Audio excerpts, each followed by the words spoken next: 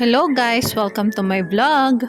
Ang video ko for today ay comparison ng Bona versus Lactum na parehas na pang 0 to 6 months old. Parehas nga palang budget friendly ang dalawang gatas na ito. Request nga po pala ito ng isa sa mga viewer ko. Maraming salamat po sa tiwalang ibinibigay nyo sa akin para ma-review ang mga gatas na ito.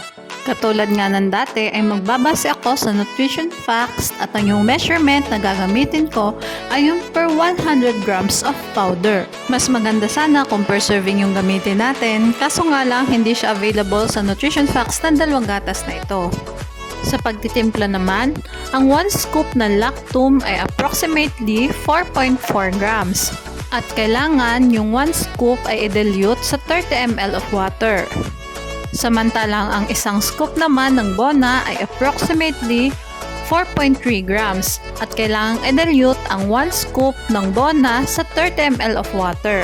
Disclaimer guys, this content is for informational purposes only and is not intended as medical advice.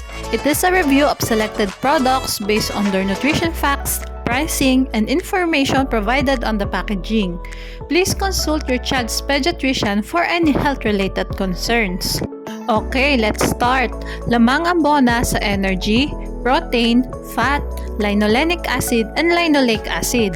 Ngunit wala itong DHA, arachidonic acid, and oleic acid. Samantalang lamang naman ang Lactum sa DHA, arachidonic acid, and oleic acid.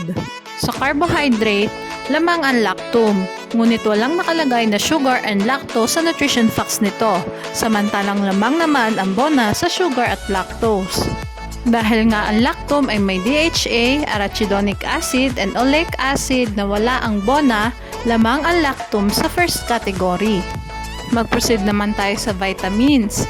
Ang Bona ay lamang sa vitamin A, carotenes, vitamin D, vitamin E, vitamin K, vitamin B1, and vitamin B6. Samantalang ang Lactum ay lamang naman sa vitamin B2, ngunit wala itong carotenes. Sa niacin, biotin, and vitamin C, lamang ang Bona. Samantalang lamang naman ang Lactum sa vitamin B12, folic acid, pantothenic acid, and choline. Lamang ang Bona sa vitamins. Mag-proceed naman tayo sa minerals. Sa calcium, phosphorus, iron, and zinc, lamang ang Bona. Samantalang lamang naman ang Lactum sa magnesium, copper, manganese, and iodine.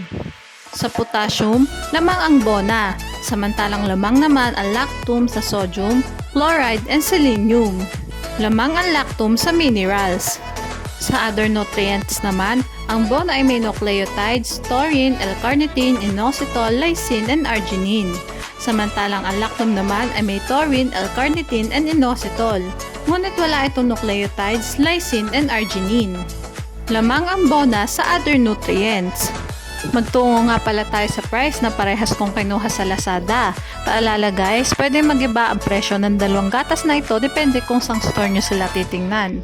Sa parehas nga nilang bigat na 2 kilograms, ay mas makakamura ka ng 25 pesos sa Lactum kumpara sa Bona. Okay, ito na nga yung summary ng vlog ko today.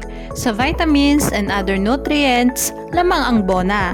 Samantalang lamang naman ang Lactum sa first category and minerals. At mas budget friendly din ito kumpara sa Bona. Basta lagi nating tatandaan, pumili ng gatas na hiyang sa bata.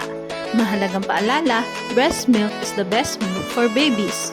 Okay, hanggang dito na lang po ang vlog ko. Sana ay nagustuhan nyo. Thanks for watching. Please like and subscribe for more videos.